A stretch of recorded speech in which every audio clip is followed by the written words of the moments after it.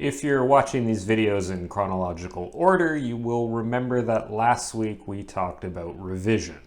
More specifically, some things that you should do before you actually start revising. At the end of that video, one of the things I suggested was to make a list of all the problems in your manuscript. Conveniently, I really didn't get into what kind of problems you should be looking for. That's what we're doing today. So here are X number of issues that you should be looking for in your first draft. I didn't count them.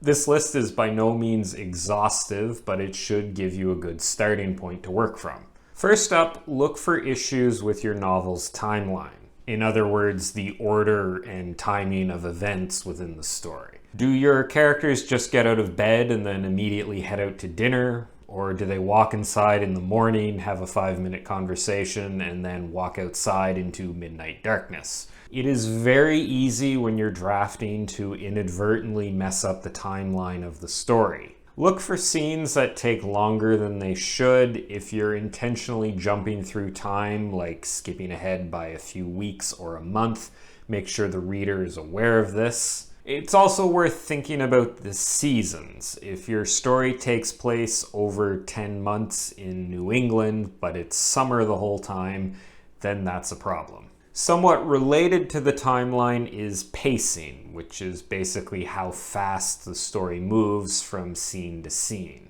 This is a bit of a complicated subject that warrants a much deeper discussion, but basically you don't want the story to move too fast or too slow. You're going to want a slower pace for certain parts of the story.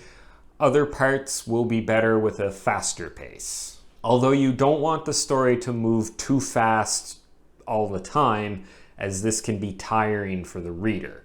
Although certain genres like thrillers make this a selling point, so that's not a hard and fast rule. This tea is still way too hot. Most of the time you're going to want the action and suspense-focused parts of the story to move quite quickly, and the parts where a character might be doing introspection to move a bit slower. Generally, things start out fairly slow and then get faster as the story approaches the climax. The action then tends to fall off after that.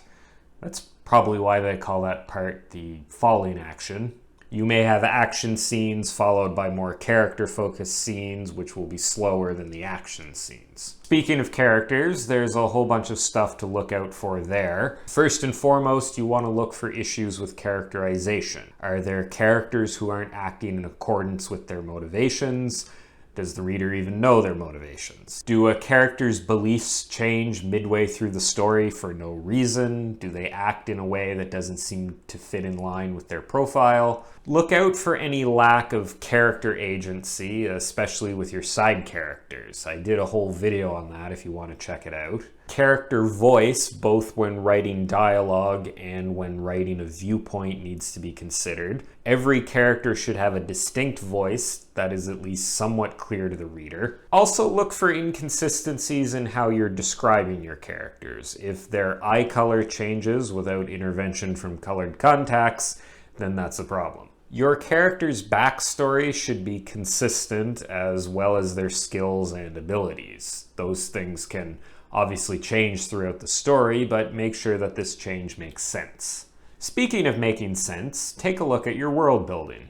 That line doesn't make any sense. Oh, it's supposed to be a joke. Make sure you aren't info-dumping world-building information. It should be shared with the reader when it's contextually relevant, and ideally in a way that doesn't just put it all into narrative exposition. I have a few videos on that subject. I will link to at least one of them. The opposite problem to this is not sharing enough information. If there are elements of your world building that the reader doesn't understand, you need to give them more information. This doesn't just apply if you're writing in a speculative genre like fantasy or sci-fi. Any cultural or physical setting is going to have world building information you need to convey to the reader, even if it's based on a real setting. Even a seemingly familiar setting is going to have elements that not all of your readers are familiar with. No matter if your setting is based on a real place or a fake place, you're going to have some work to do to make sure that the reader fully understands that setting. Speaking of the setting, Look for areas where you aren't describing the setting enough to give the reader a good image in their minds. Make sure you aren't leaning too heavily into visual descriptions. You want to be using all 5 senses to help paint a picture that smells and makes noise. Also look out for areas where you're telling this information rather than showing it to the reader. I have an inordinate amount of videos on how to do that. I'll link to at least one of them. I'm really getting my money's worth out of that back catalog today. This is great, an entire video that's just me telling you to go watch all my other videos. Like everything else, the setting that you describe should remain consistent. If a room goes from having 2 windows to 3 windows, or the wall your character is climbing over gets taller or shorter, then that's a problem. Speaking of problems, the segue to the next section has some problems. On a finer level, there are a bunch of issues you need to look for in the prose of your story. Beyond stuff that I've already mentioned, like telling when you should be showing, look for things like repetitive word choices. This is a common problem. A lot of people have words that they like way too much, which results in them using them way too much. If your characters are always shrugging, or everything red is always described as crimson, or the suits are always bespoke, then it's time to get the thesaurus out.